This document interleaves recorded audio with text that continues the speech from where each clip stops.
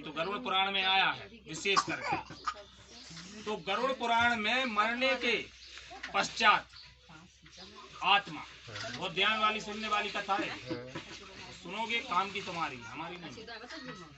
हम तो सुना रहे हैं, हमें तो मालूम है कि कथा कहाँ। कहते हैं साहब आदमी मृत्यु लोक में आया है, मृत्यु लोक में आया है, तो गरुड़ पुराण में कहा गया है कि आत्मा के साथ होने वाले व्यवहार की व्याख्या हम इस प्रकार आपको बताते हैं। सुखदेव जी महाराज परीक्षित से कह रहे हैं, तो उनके अनुसार आत्मा जब शरीर छोड़ती है, आत्मा जब शरीर छोड़ती है उसे 2 यमदूत लेने आते हैं। तो मृत्यु जब आती है इंसान की, मृत्यु लोक में है हम, तो सबकी मृत्यु आना है, लेकिन मृत्यु आने के पहले ही पता चल जाता है कि मृत्यु अब आने वाली है, उसके अंश आने लगते हैं। तो 2 यमदूत आते हैं, एक नहीं 2 यमदूत आते हैं लेने के लिए।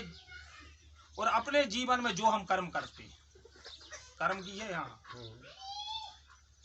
जो हम अपने कर्म करते हैं यमदूत उसके अनुसार अपने साथ ले जाते हैं। अगर मरने वाला सज्जन पूर्ण आत्मा है तो उसके प्राण निकालने में कोई पीड़ा नहीं होती। अब सज्जन कौन हुआ? सज्जन यहाँ जोड़ दिया गया। सज्जन कौन होता? सज्जन वो होता है जो धर्म को मानता है, ईश्वर को मानता है, अतिथियों का सत्कार करता है।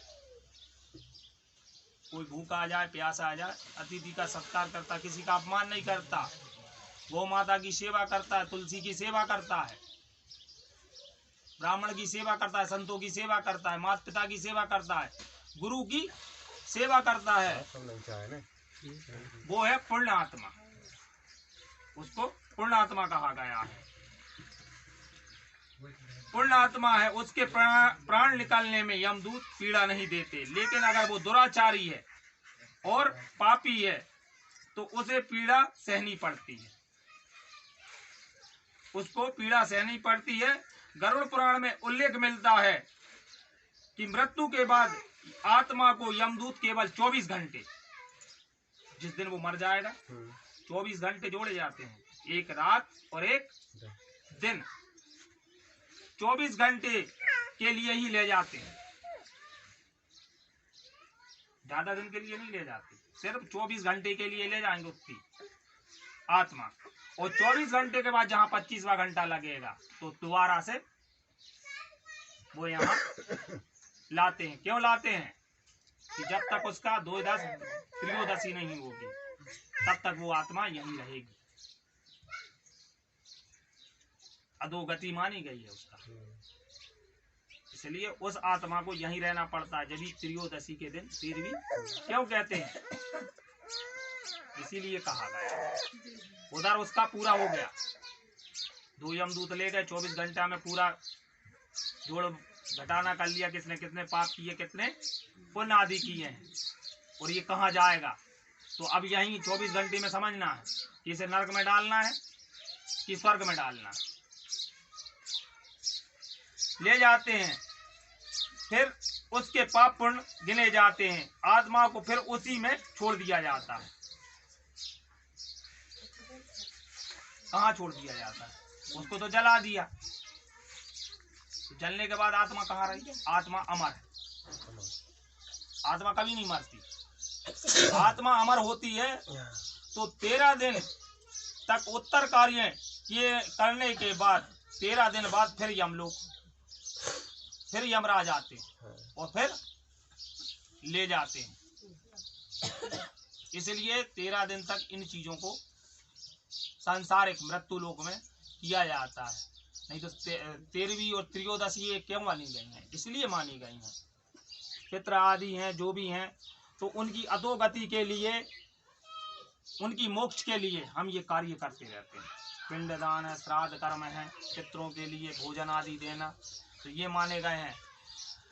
पुराणों के अनुसार जब भी मनुष्य मरता है, आत्मा शरीर को त्याग कर यात्रा प्रारंभ कर देती है। इस दौरान उसे 3 प्रकार के मार्ग मिलते हैं। कितने प्रकार के? 3 प्रकार के मार्ग कहे गए हैं।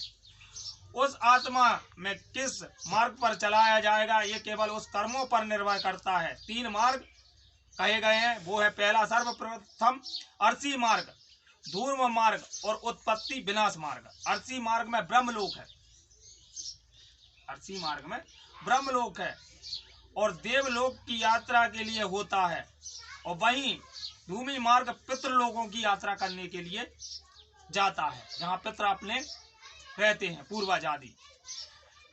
और उत्पत्ति विनाश मार्ग नरक की यात्रा के लिए कहा गया है, जिसमें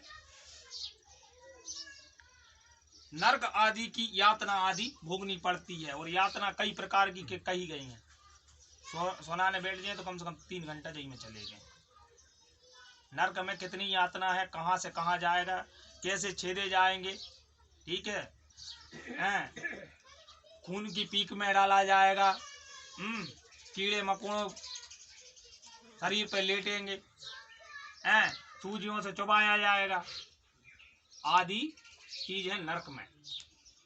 इसलिए कहा गया है कि पाप आदि कर्म के लिए, कि अगर पाप कर्म भी